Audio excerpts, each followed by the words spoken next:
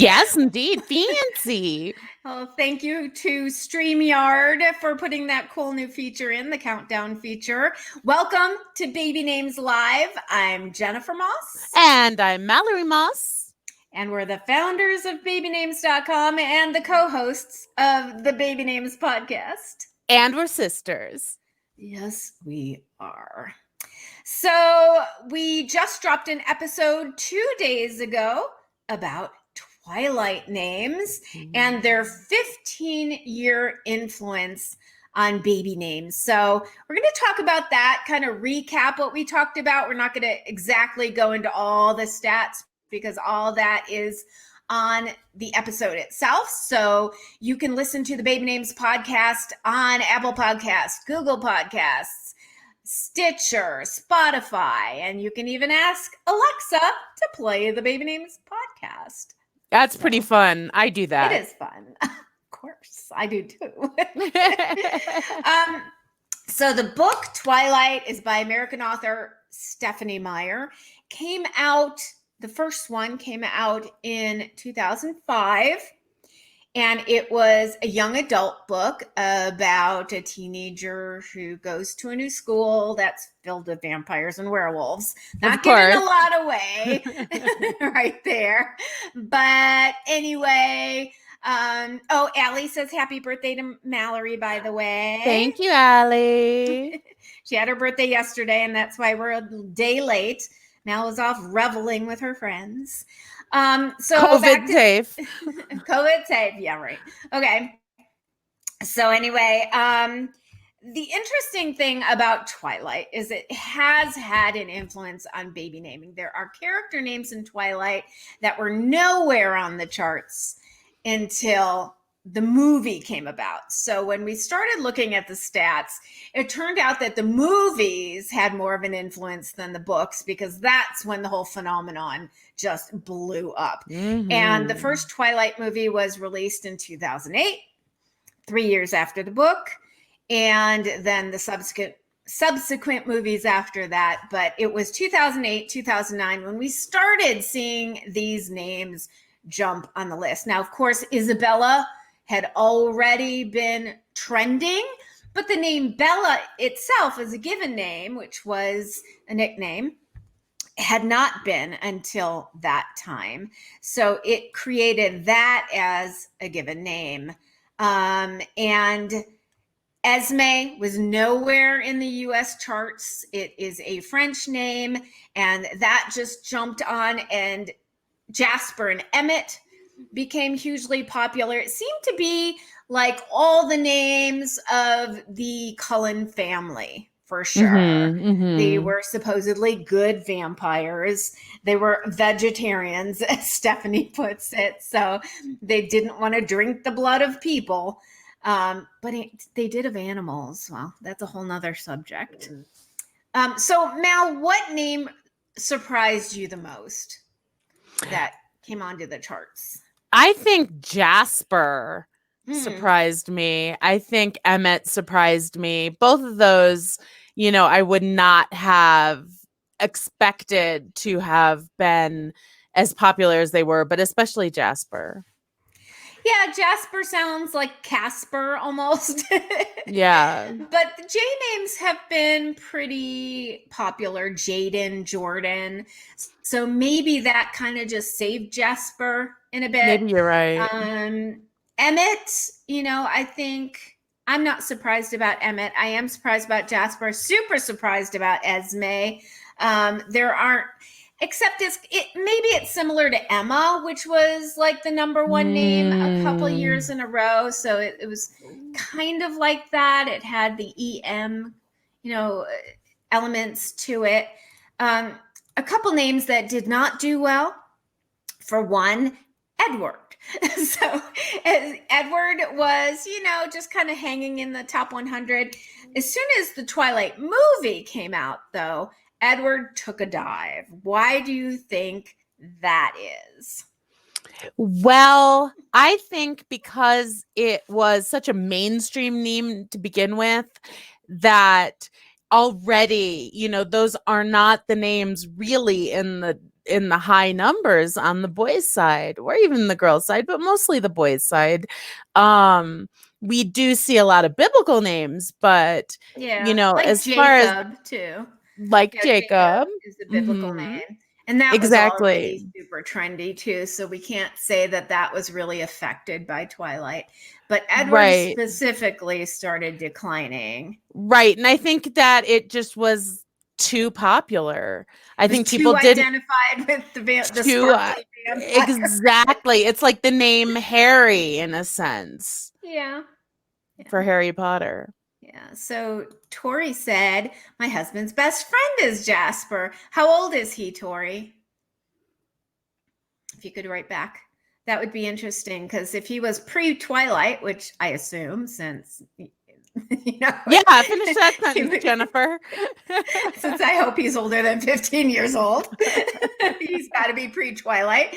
Then Jasper's parents were ahead of the curve, then I would say. Yes. And also, I want to know, Tori, if Jasper was British or American. Okay, 27-ish, because some of the Americans have adopted the British names. Jasper is kind of British, kind of like Owen was Celtic, and also is Jasper a family name? We don't know. She could. Well, that I just did. Okay, she probably doesn't know all this right off the cuff. Perhaps she does. Interesting that there's a 27-year-old Jasper. That's really cool. The other name that didn't catch on is Carlisle, who was the patriarch, the father in the Cullen family. But I wonder if Carlisle just didn't catch on because it was too close to Carl, which is seen as kind of a dated name right now. That's kind of a 50s, 60s name, Carl. And Carlisle is kind of an extension of that. And I believe the name Lyle, Lyle and Lisle, is a contraction of Carlisle, and that's really not that popular anymore. Well, we have to also remember Carl from The Walking Dead. So that might have had an influence on the name Carl too. That there's a Carl or a Carlisle? Carl, and he's a boy. Okay. Interesting. Well, Carlisle is a boy too. Man. All right. No, I meant boy. Oh, boy. Oh, okay. I didn't mean he's a boy. Now, there was a created name in Twilight for Edward and Bella's baby, and her name is Renesmee, which was kind of mashing the two mothers' names together, Renee and Esme. And although it's on a couple of our users' favorite name lists, it is not really trending in birth names, I think, because it's too unusual. Even though Esme took off, Renee didn't really take off. That's another name that's kind of dated, Renee, but it's pretty, and I'd like to see that come back into style. Me too. Yeah. Tori says she doesn't know a lot about Jasper, but he just had a son named James. Interesting spelling there. Wow. So James is another vampire, but he was a bad vampire in the series. So. Stop giving away the clues. How did we know they had a baby? That's true. That's true. The other name that has risen in popularity is Rosalie. I think that's really pretty. And it kind of fits the whole flower theme going on with Magnolia and Lily and Rose, Marigold. I think those are really pretty names. And I like that. I like that whole trend. It's so naturey and pretty. I don't like Marigold. I like Rosalie. Rosalie is very pretty, but Marigold, come here. I don't know. I don't like it. So, we're talking character names, and I'm currently reading. Oh, wait, before I talk about Hunger Games, because I'm currently reading the most recent Hunger Games, I wanted to say I went to look for Midnight Sun, which is the latest Twilight book that came out, and it's a retelling of the Twilight book from Edward's point of view. But I didn't know there was a previous novel by Stephanie Meyer that retells Twilight, but she reversed gender roles, which I think is fascinating. First of all, why didn't I ever hear about this? I didn't. I know, it's called Life and Death. And it came out 4 years ago, and it's a full-length novel. So I kind of want to go back and read that first, and then I want to read Midnight Sun. So 3 times she's written this story. I wonder why she keeps rewriting Twilight. Because it makes a lot of money. Probably that. Probably to make those deposits into the bank. Okay, so on to Hunger Games. The new Hunger Games novel came out in May, and it's called The Ballad of Songbirds and Snakes, which is interesting. That's kind of sounds like a Game of Thrones novel. It does. Name, doesn't it? Yes. And it's a prequel. So it covers the backstory of President Snow back when he was 17. And I'm not giving anything away, he is a mentor in the 10th annual Hunger Games. Okay. So it's basically, how he got involved in the Hunger Games back when he was a kid. And what I noticed is that, and remembered when I was reading this, is that the author, Suzanne Collins, she gives her characters very fantasy-like names. Definitely. They sound like kids' books. Like, I've always loved the name Katniss Everdeen, and I thought that was just a beautiful naming of a hero. And her sister was, what was her sister's name? Primrose. Yeah. So Katniss and Primrose were also nature names. Katniss, I believe, is like a name of a flower, a very rare flower in real life. Like, she didn't make that up. But then there are people in this book. So President Snow's name is Coriolanus, and that's an actual ancient Latin name. There was a famous Roman conqueror leader named Caius Marcius Coriolanus, and there's a play called Coriolanus. So she took that from ancient Rome and Latin. And there are other names that are like that. But then there's names that she makes up, like Clemencia and Volumnia and Haymitch Abernathy, who was in the original, Effie Trinket, Cinna, Cinna. You remember Cinna, who was played by Lenny Kravitz. B.T. Finnick, Wiress, Enobaria, Thresh, Clove, just really interesting names. So she does pull from fantasy, she pulls from history, and she pulls from nature, but she has these really very fantasy-like names, especially first and last names, like Casca Highbottom and Sejanus Plinth and Clemencia Dovecote. They just feel very, I don't know, like children's booky to me, but it's, and of course it's a very heavy subject. So it's not like a fantasy, uplifting, fun novel. Right. Teenagers are killing each other basically, but I also thought that was interesting in terms of character naming, and she did a great job too, because what it does is it draws you into that world and just gets you really involved in this, fantasy world that is not the real world, hopefully. Yeah, hopefully. The Stand came true, so you never know what's coming true now. I don't want to know. Let's talk about some other names in the news. Trader Joe's was in the news for some of their product names. If you ever shopped in Trader Joe's, you'll know that they give names to their ethnic food products, which has kind of come under review lately. For example, their Mexican beer, like the Corona beer, is called Trader Jose. Chinese food is labeled Trader Ming's.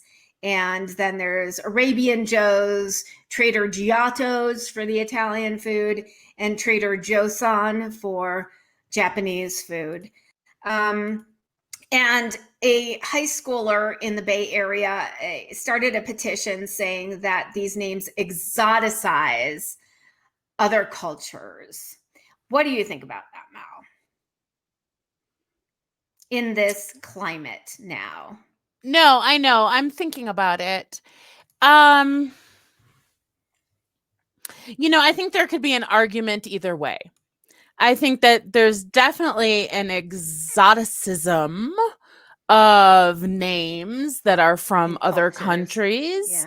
Yeah. I think that just happens, but it also reminds me of a figure skater controversy. And this was in, probably the early 2000s, late 90s. And there was a fabulous figure skater from France, Surya Bonali. And Surya Bonali, I forget her origin as far as where she was born, but she lived in France, and she was of African descent and adopted. And so she was Black. And one of the complaints of a lot of people on message boards, and I thought this was really accurate once they pointed this out, is that the commentators always said, "Oh, she's so exotic. Oh, she's so, just other words for exotic." I can't think of them off the hand. Yeah. And so because in a way stereotyping her. Right, because she's exotic, because she was Black. I mean, because she's Black and she had an unusual name, probably, right? Well, not for a French person. Oh, okay. So it was really just that because she was Black and she was figure skating, and there weren't that many at the time. Yeah. So Trader Joe's official statement is they first said that they were going to change the names. Now they've reversed themselves and said that they disagree that the labels are racist, and the naming of products could be fun and show appreciation for the other cultures. I'm not sure I quite agree with that. I think, depending on how many people sign the petitions, but if it's offensive to a particular class of people, I think they really need to listen, and they need to maybe not just have an automatic response and say, "Too bad, so sad," but maybe talk about this and bring somebody of those cultures in on the conversation and the decision making. I wonder what the ethnicity of the people who are making these decisions is, So that's interesting. And, there are a lot of other products that are changing their names. Look at the Washington Redskins. Eskimo Pie is changing its name. Oh, I didn't know. Yeah. So it's going to be interesting in the next couple of years to see how people are reacting to this. Jennifer, what do you think about the bands changing their names, like the Dixie Chicks and Lady Antebellum? Because to me, my problem with them is everyone knows to call them the Dixie Chicks and everyone knows to call them Lady Antebellum. No one's calling them the Chicks. Well, look at Jefferson Airplane. Changed to Jefferson Starship in the 80s because of technology. And then everybody called it Jefferson Starship. So I don't think there's a problem with that. I think they're being sensitive to terminology that's out of date. I mean, I go back and I watch movies from the 80s or 70s and I cringe and I'm like, wow, that didn't age well. It's a different culture, and I think they should be adaptable. No, I'm saying that they should change their names, but I'm just saying, is it enough? Oh, enough to just change their names? Right. Just to change one word out of their name, Lady A, the Chicks. Yeah. Because if you say the Chicks, people are going to still say the Dixie Chicks. Exactly. And Lady A is probably already what they called themselves. I don't know. I know. I mean, that's a whole branding conversation, and you want people to still be able to find you and identify you with your previous work. So I think you want something similar. We're going to have actually a 2-part episode on name changing. So maybe it turns into a 3-part episode and we talk about brand name changing too. Yeah. It'll be really interesting. I think that's a good idea. Changing your name as an adult. We're going to include some trans voices, and we're going to talk about changing your name when you come to another country in order to assimilate. So these are some really important topics about names and naming that we're going to talk about in September. But I'd also like to point out that we're not necessarily endorsing that people change their names in order to assimilate. No, we're talking about the fact that some people do choose to do so. Correct. Yeah, we don't take a stance on that. It's all individual choice. That's right. All right. So moving on from brand name news, why don't you talk about the funny little spam you got today? Well, I love spam. I got a spam today, and let me find it. Here it is. And Jennifer had a really good point when I was discussing spams like this with her. And that is, it seems like they have a name search engine that just puts a bunch of words, random words together and makes them names. So this time the sender, the return address was Mr. Mustard Seed Global. But it did not say it was from... That's where all those mysterious seeds are coming from Mr. Mustard Seed Global. There you go. The mystery is solved. What are those seeds anyway? That's just a kind of a spammy type of thing that people do to get good reviews on Amazon. It's called brushing. Seeds? They send out something that's really light and easy to send and really cheap to send to somebody. And then they take your name and make a review for that. Oh. So the seller and the product gets better reviews. That's what that's for. So look up the term brushing on Amazon, and that's all it is. It's nothing too nefarious. Okay. It was from Mustard Seed Global. Yes, it was from Mr. Mustard Seed Global, and it was actually only sent from Mr. Mustard Seed Global because it says in the body of the email that it is, quote, and in caps, from Ms. Blessing A. Kokuum. Blessing A. Kokuum. Kokuum? Yeah. Kokuum, by the way, is a character from the Disney's Pocahontas. Oh, so they're goodness. Just grabbing character names there. Blessing Kokuum. That's interesting. Tori just said she works at a college and she has a pile of names she wants to send. One that she's not seen in years, Delaney, which is a surname. Interesting. Yeah, send them in. Send them to names@babynames.com. And that goes to our names team, and they will vet them and get them entered into the database if they're not already there. Yeah. We do research all names, which brings me to my next topic. I'm really proud of a blog post that I did on our blogs, babynames.com/blogs, of the top 1,000 last names in the United States. I found this list from the last U.S. Census. Of course, that was 2010. But of course, I was interested in it because it's about names. And so I decided to put it in the blog post, and I researched every single surname to put a meaning with it and to say what type of surname it is. So there are different types of surnames, and we had a podcast episode about surnames too. So there's patronymic, which identified who your father was. So that would be like Harrison or Johnson. There were occupational surnames to say what you did, like Mason is a bricklayer, or Baker. And what did a baker do? Baker was a baker. I'm kidding. Or Miller or Thatcher. There's a lot of occupational surnames. And then there's also locational surnames saying where you lived, by the hill, by the meadow, or actually a town name.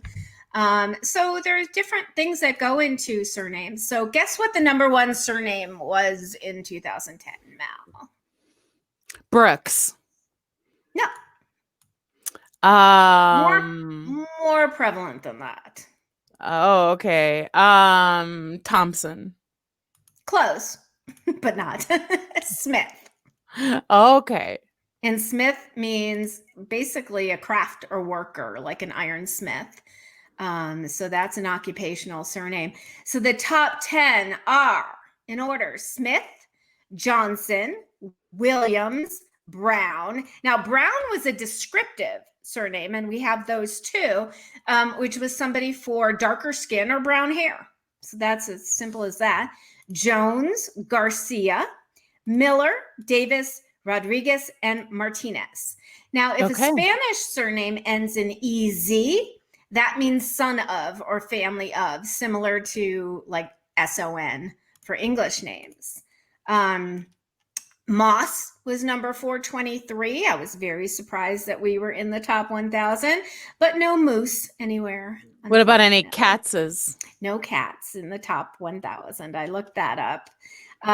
The last on the list, number 1,000, is a name that's actually become a popular given name and is on the charts for first names, and that's Archer.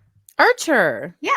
So, of course, that was an occupational surname or descriptive, somebody who hunted. And somebody who arched. Who used a bow and arrow. So I think that was interesting. So take a look at that on babynames.com/blogs and see if your last name is in there or any of your friends. I found a lot of my friends' last names were on that list. Very cool. Super interesting. Anybody have any other questions for us out there in name land? Our next episode is going to be literary names of writers and authors and journalists. So that's our next. And then after that, like I said, in September, we're going to be talking about changing names. All right. Oh, that's really not that far away, September. Not that far away. This crazy year. Oh my gosh. Either a month goes by so slowly that you're like, why isn't this over yet? Or else it goes by like that.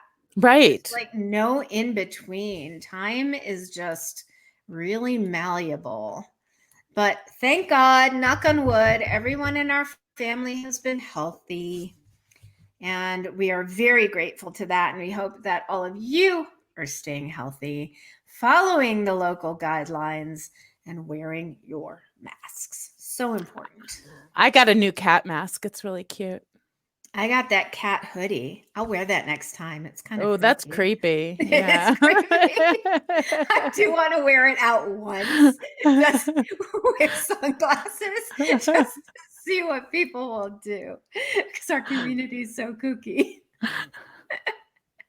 But I really get angry at, like, I go to the store and people are wearing the masks just to follow the rules, but it's like under here. It's like they hang their nose over. I was at a restaurant where the waitress took the mask off to talk to you and then put it back on. Oh my God. Like, what? That's like having a hole for your straw.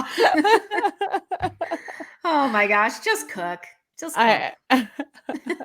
Or have somebody cook for you. I was gonna say, me just cook. I don't know about that with your 5 slices of cheese on toasted cheese sandwich. Hey, you need a lot of cheese for toasted cheese sandwich. Gave me a heart attack. Can I just say that Ian made me a toasted cheese the other day and it had 1 piece of cheese on it?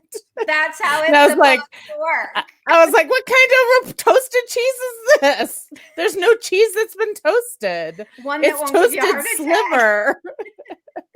Okay, that's it, guys. Thanks for tuning in.